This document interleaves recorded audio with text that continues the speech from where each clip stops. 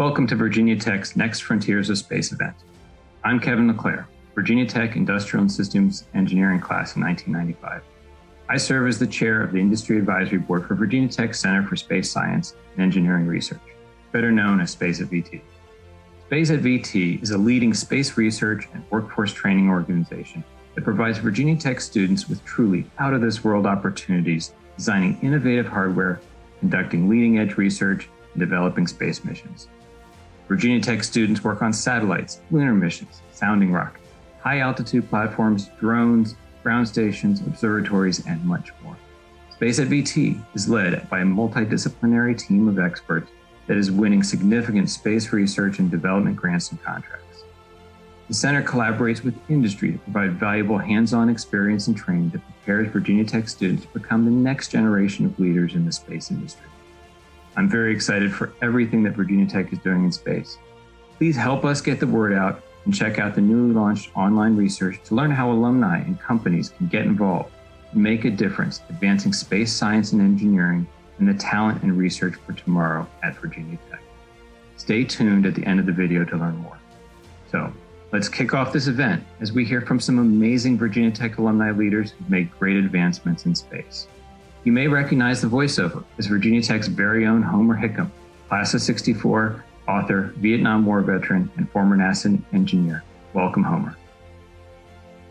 The dream of slipping the bonds of gravity to escape Earth and venture into space has inspired humanity for centuries, uniting scientists, explorers, and dreamers, accelerating technological advancement and propelling new worlds of research and development. Hokies have played key roles in the world's advance beyond the clouds, flying as astronauts, leading missions from the ground, and participating in the thousands of support and science roles required to launch humans into space and bring them back safely.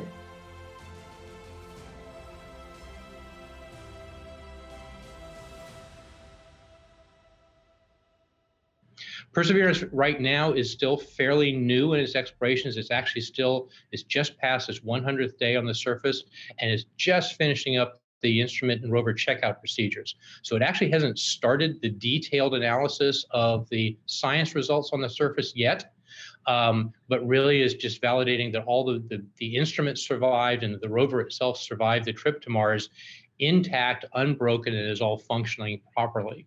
One good example is on the Perseverance rover mission, there's an experiment, another technology experiment called MOXIE. And MOXIE's purpose is to demonstrate that we can have a small autonomous chemical processing package that can suck in that Martian atmosphere, condense it to a higher pressure, chemically extract the oxygen from it, and store that oxygen as pure oxygen separately for utilization by any number of different systems after that. And we've actually already run MOXIE on the surface of Mars and validated that it does indeed work. So that tells us that we have a potential oxygen resource that could be utilized by future missions, including a human mission.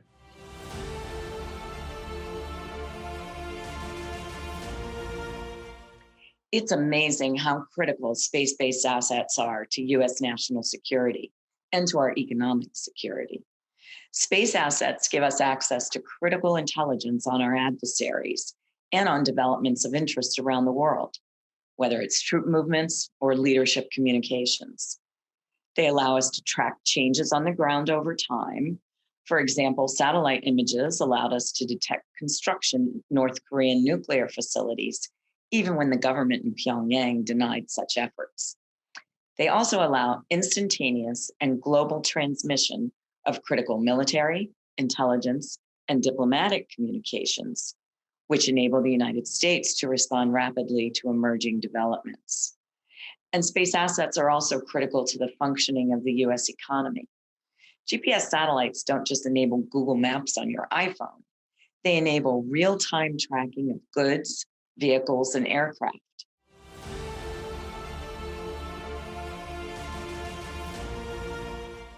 If you look at where we're going now with certainly with Blue Origin and some other companies that are really making access to space orders of magnitude more affordable, like those previous space tourists, I think you're looking at north of $100 million if you're going to get on anything that's available today.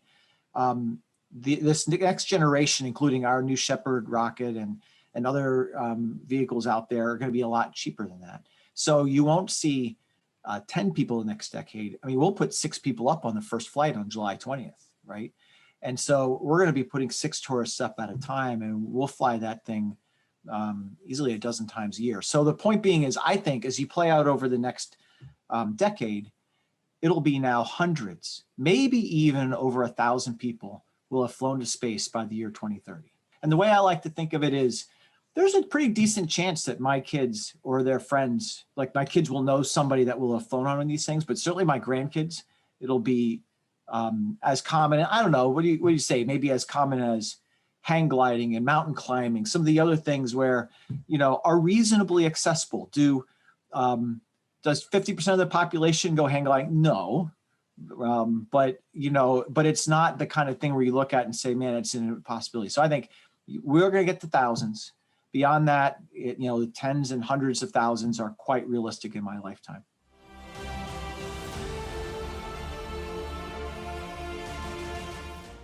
They benefit life on Earth in so many ways. So I'll start with the technical ways.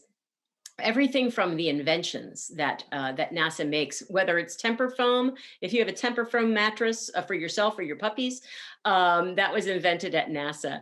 The cameras that are in your cell phone were invented for the space program by an inventor at JPL. So there's very tangible benefits of the space program to your everyday life. CAT scans and MRIs are based on technology that was developed for NASA. And so the inventions and the technology that we develop improve lives on Earth. On aeronautics, every time you get into an airplane and go somewhere, which hopefully we'll be doing again soon, we're there with you when you fly. Especially at Ames, we develop air traffic management tools so that we can get you there quicker. We can avoid storms and we can save fuel. And we're looking at green aviation, electric aircraft, so that we can not contribute to climate change as much. So those are very tangible benefits of NASA technology to your everyday life. And then there's the intangibles, right? I think one of the things that NASA provides is inspiration. I think we inspire the world. And we inspire the world to be better, to do better. We inspire the world to go further, to explore the unknown. And I think that's part of what it means to be human, is to wonder and to discover and to continue to uncover the mysteries of the universe. And I think that's a very human, belonging, important aspect of what we do.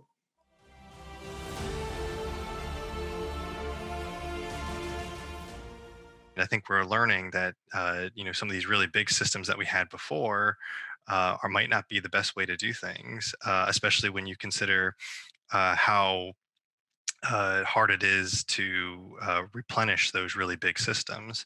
So instead, if we have some smaller systems that might not be quite as capable, but may be able to work in collaboration with a bunch of different satellites, now you have a system that can be as robust as those bigger systems.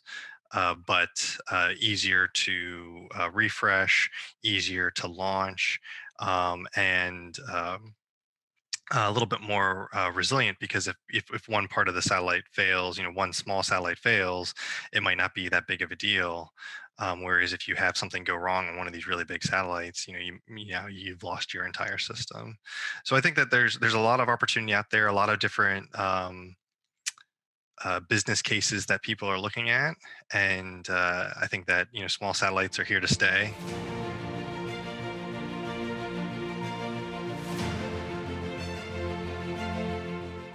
We do have a plan forward right now to put a woman on the moon, and I'm just amazed we haven't done that sooner. But we really haven't been back to the moon in almost 50 years.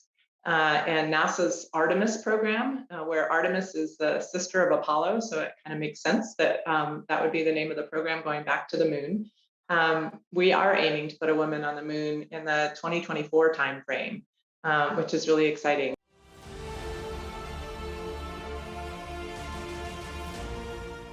As a young person, I read a lot of science fiction. growing up. And then in 1957, when I was 14 years old, the Russians launched the Sputnik, the world's first Earth satellite. And that so impressed me, I decided to build my own rockets, which I did during the 3 years of high school. And those rockets allowed me to go on to the National Science Fair and come back with a gold medal. After that, I went to Virginia Tech and learned how to be an engineer. Did a few other things before I finally got to NASA. But once I was at NASA, I dearly loved my job. I woke up every morning and said, oh boy, I get to go work for NASA today. And it was a lot of fun. And I worked on some very interesting missions, such as the Hubble Space Telescope and training the first Japanese astronauts. But ultimately, I decided to write a book that was titled Rocket Boys, which was about those 3 years in high school. And it did so well, and I already had 30 years of federal service. I decided to retire and become a full-time writer.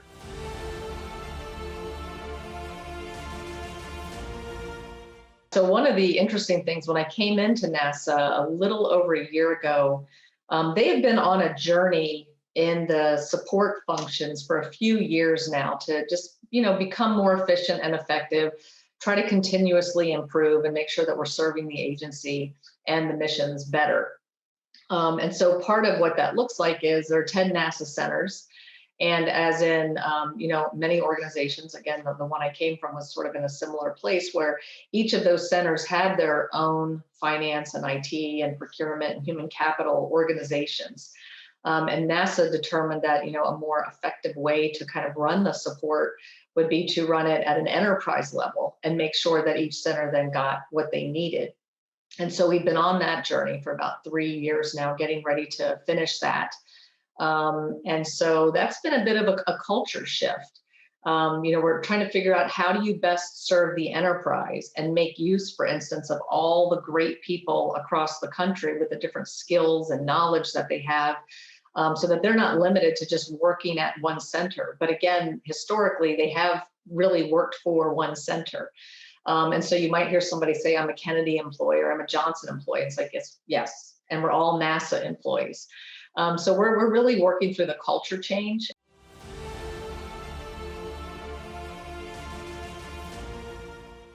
It takes about 2 hours to go through the checklist and everything before you take off. You're lying there on your back and there's no stimuli, there's no dials in the middeck to look at or nothing to do. And so it was close to a minute before you take off. They test what they call the APUs, which are some hydraulic pumps that are in the bottom that pump the fluid, the fuel into the rockets and stuff. And it sort of made the shuttle tremble a little bit. And I thought, this is cool. We're getting close. And then 6 seconds before you take off, the main engines would fire, those 3 big engines in the back of the shuttle. And it starts shaking you a little bit like you're riding a bicycle down a dirt road. And then the solids ignite. And when the solids ignite, you instantly go to about 2.3 times the force of gravity. And it pushes you, you're lying on your back. And it pushes your internal organs back against your rib cage.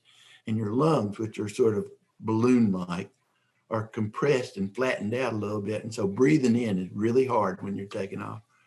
But for me, I was so excited. I was going, yahoo, whoopee, going to space today, guys, yahoo! But with no air in my lungs and 2.3 G pushing me back in the seat, it's probably a lot more like, yippee, we're going to space today, guys, whoa, or something like that. So, but anyway, it takes you 2 minutes for the solids to burn out. And you go back to 1 times the force of gravity, and then it builds back up to 3 times the force of gravity, and you throttle back to not go higher than that because that's the design limit on the shuttle. And a little over 8 minutes, you're in orbit going 17,500 miles an hour, which is about 10 times the speed of a rifle bullet. So it's really fast.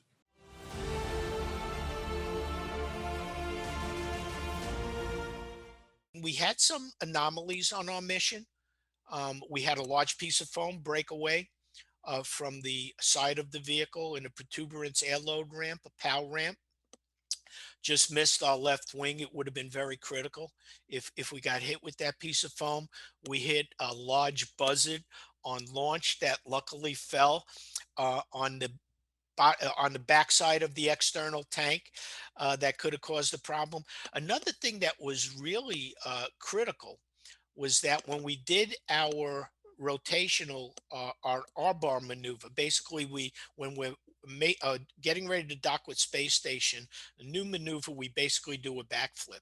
Eileen commands a backflip, and the uh, people on space station at that time, John Phillips and Sergei Krikalev, basically photographing the vehicle as we do this backflip to basically inspect the bottom of the vehicle, see if there's any damage. And so what we noticed on the ground, that there was a very small piece of gap filler, like a thin felt-like material that's in between all of the thousands of shuttle tiles on the belly of the vehicle. It was sticking out in two places, about a half an inch.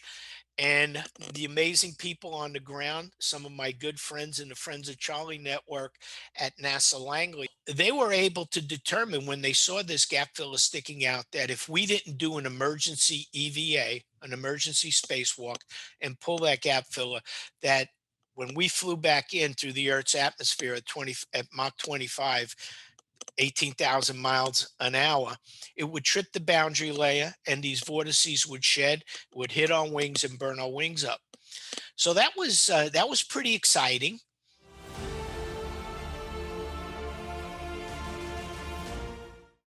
It's not just companies. Obviously, in the U.S., you see companies and nations across the planet getting into space. So as we all get up there, we're going to have to develop some framework for international agreements that that protect each other's assets and rights. So I don't know exactly what that framework needs to look like.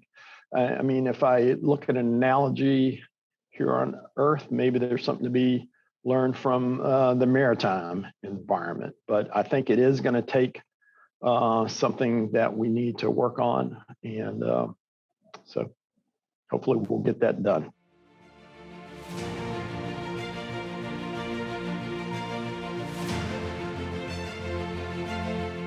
Yeah, well, when we flew Apollo, they did everything, all the math for developing the trajectories of those systems. Was all done by hand without any major significant computers. Today, we can do that on computers, and we have tools in which to do that.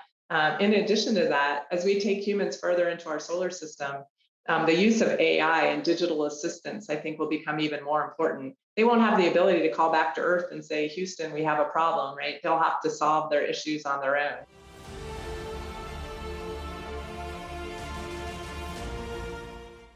As space operations have become more complex, the military needs personnel who can execute specialized mission-critical functions, such as developing military space doctrine, acquiring space systems, monitoring the location of satellites and space debris, and providing space capabilities in support of military operations.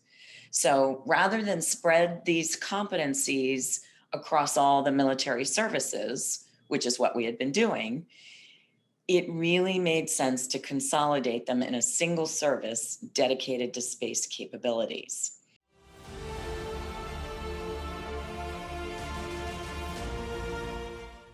To do it, to actually be able to fly in that weird environment with very, very low pressure, thin atmosphere environment on Mars, the biggest differences we had, the biggest technological challenges we had to overcome, where if you look at Ingenuity, it's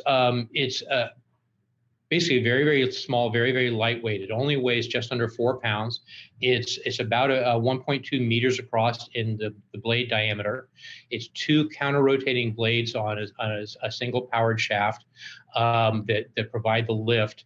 But the one thing you would immediately notice versus a terrestrial helicopter, a helicopter here on Earth, typically the rotor speed is somewhere between 300 to 400 RPM. To get lift on Mars in this really thin atmosphere, these rotors have to spin really, really fast, a lot closer to 3,000 to 3,500 RPM. So this thing basically sounds like a lawnmower when it's flying because the blades are spinning so fast.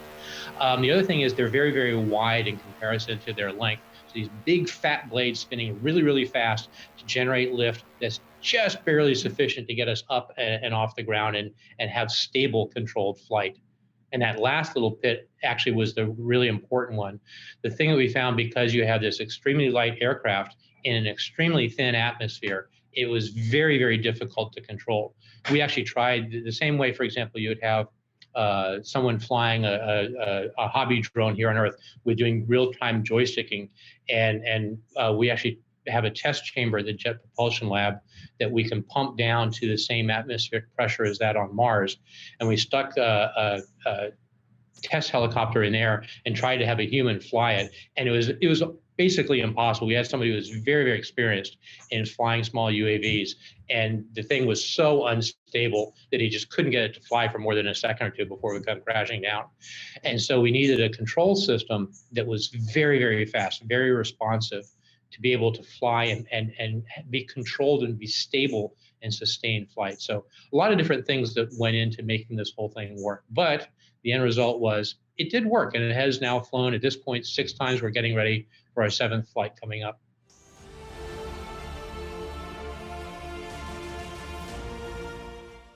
I think the way you have to think about it is the whole purpose of having public, government-funded projects is in areas where the barrier is really, really high for the private sector to kind of overcome. And so that's kind of defined the history of the whole space program up until really the last decade. You think about it, space was the purview of countries, and even at that, very few countries have been able to really do meaningful things in that area.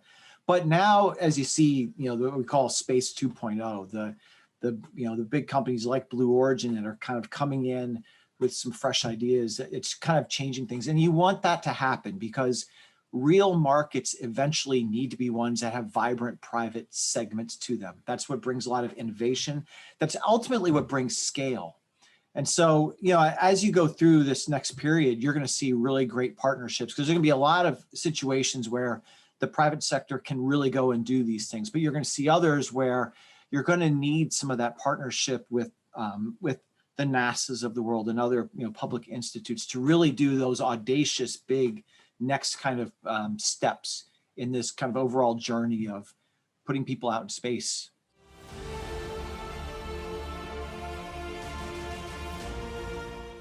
Now, I can't tell you exactly what year it's going to happen. All of us are working towards a goal of making it happen sometime in the next decade. I firmly believe that the first human to set foot on Mars has already been born, is already out there, is studying in school right now, and who knows, it may be some of the students there at Tech. And I would love it if that were the case.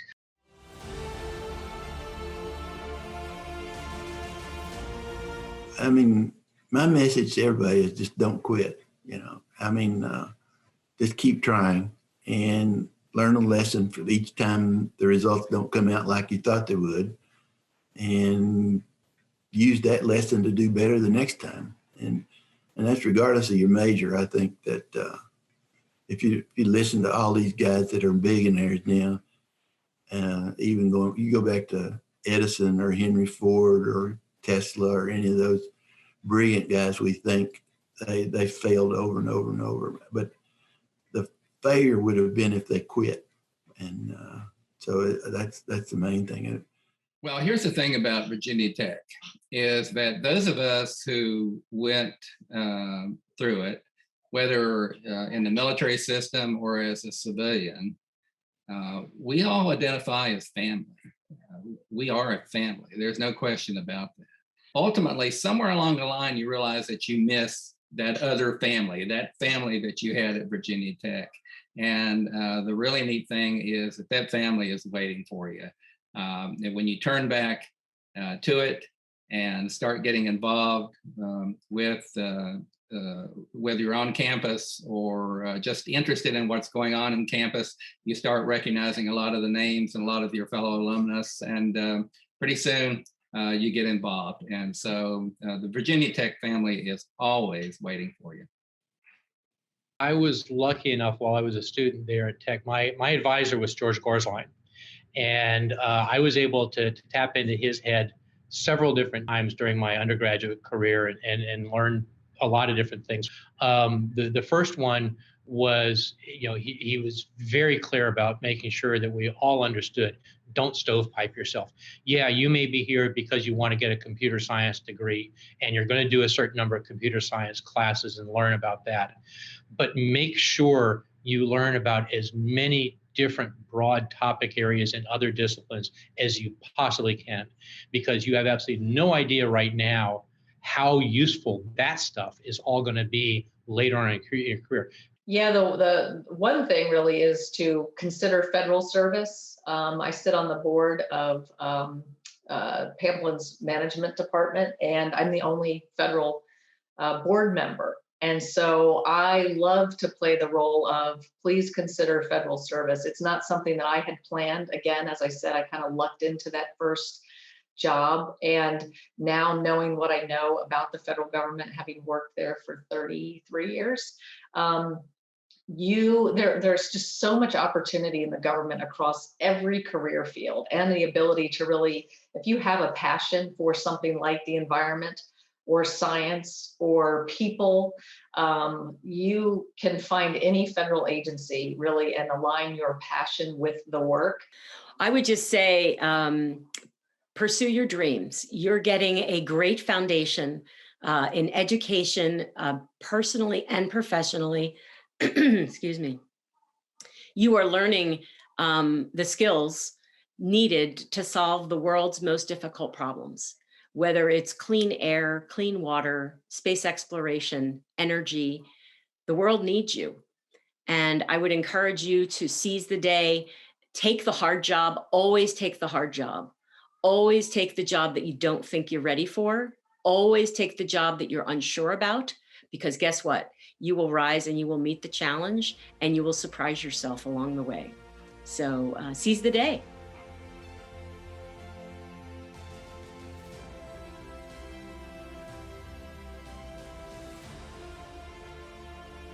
I hope you enjoyed this glimpse into how fellow Hokies are making an impact in space. I encourage you to view the full interviews, which provide inspiring insight into their accomplishments and how Virginia Tech has made an impact on them professionally and personally.